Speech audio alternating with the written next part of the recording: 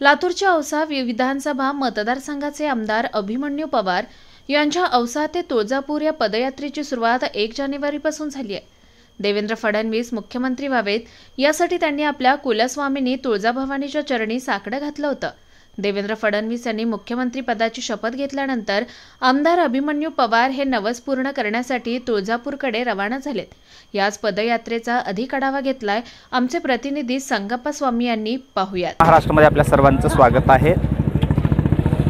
औसा मतदारसंघाचे आमदार अभिमन्यू पवार हे नवस्फूर्ती पदयात्रा या ठिकाणी काढतायत आणि नवस्फूर्ती पदयात्रेचा आज 3रा दिवस आहे।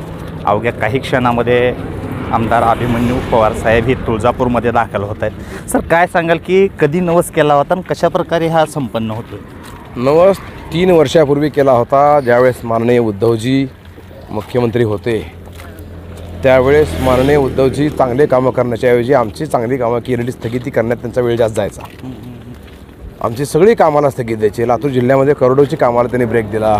माझ्या मतदारसंघातल्या करोडोच्या कामाला त्यांनी ब्रेक दिला। मी जी कामं 14 ते 19मध्ये आणली होती, महत्त्वाचं म्हणजे शेतकऱ्यासाठी पोकरा योजना ती पूर्ण बंद केली। जलद शिवार योजनेला त्यांनी ब्रेक देऊन टाकला। सगळ्यात महत्त्वाचं म्हणजे मराठवाड्यासाठी गेम चेंजर ठरणारी मराठवाडा वॉटर ग्रीड योजना, ती इस्रायल बेस अभ्यास करून आमच्या लोणीकर साहेबांनी आणि त्याच्या टीम तयार केली होती। ती सुद्धा योजना मी तर सीएम ऑफिसला होतो, त्यामुळे मी विशेष करून लक्ष दिलं होतं लातूर आणि धाराशिवच्या योजनावरती। त्या टेंडर प्रोसेस लावून ठेवल्या होत्या, त्याही योजना त्यांनी बंद करून टाकल्या।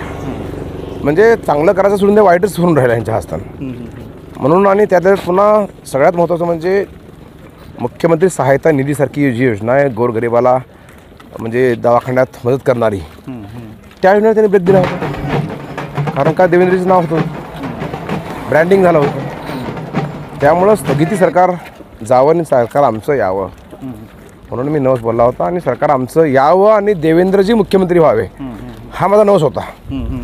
मधल्या काळामध्ये सरकार म्हणजे माझ्या नवसानंतर सरकार गेलं, आमचं आलं पण देवेंद्रजींच्या ऐवजी शिंदेसाहेब सीएम झाले। मला त्याचं काय दुःख नाही, आनंदच आहे। शिंदेसाहेबांनी मला खूप प्रेम करतात, माझ्या मोठ्या भावासारख्या मला ती मदत भरपूर केली। माझा मूळ नवस होता तो साहेब देवेंद्रजी मुख्यमंत्री व्हावे म्हणून, मग तो आत्ता पूर्ण झाला। एवढं म्हणतो मॅन्डेट मिळालं, ग्रँड स्लाईड विक्ट्री आम्हाला मिळाली। त्यामुळं आता पुन्हा सरकार पण आमचं आलं, देवेंद्रजी सीएम झाले, नवस्फूर्ती झाली माझी, म्हणून हे नवस्फूर्ती पदयात्रा आहे आता। याची देवेंद्र साहेबांना कल्पना आहे की तुम्ही हे नवस्फूर्ती पदयात्रा काढता? याच्यापूर्वी नवस बोलायला सांगितलं नाही का? हेही सांगितलं नाही। काय सांगायचं त्याला? माझा नवस आहे, मी फेडणार, त्यांना काय सांग बसू त्यात? फोन वगैरे आलाय? माझा फोन बंदच आहे 3 दिवसाला। होय, फोन घेऊ शकत नाही ना, चालतो काय फोन करा।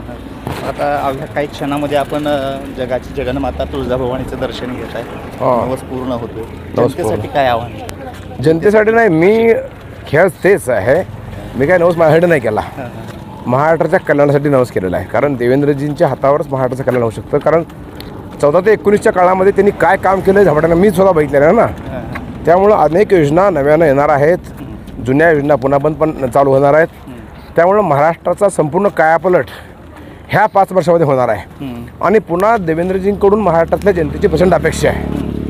मी मातेला असं म्हणतो की त्यांच्या हात एवढे बळकट करा किंवा त्यांचे खंदे एवढे मजबूत करा की महाराष्ट्राच्या अपेक्षेचं ओझं ते वाहतील सहजपणे, इतकी त्यांना ताकद द्या, ही मागणी मी मातेला करणार आहे। नक्कीच महाराष्ट्राच्या कुलस्वामिनीचं या ठिकाणी दर्शन घेतल्यानंतर महाराष्ट्राच्या प्रगतीसाठी हा नवस पूर्ण होतोय असं या ठिकाणी आमदारांनी सांगितलेलं आहे। स्टार महाराष्ट्रासाठी मी संगप्पा स्वामी, तुळजापूर। संगप्पा स्वामी, स्टार महाराष्ट्र न्यूज, लातूर।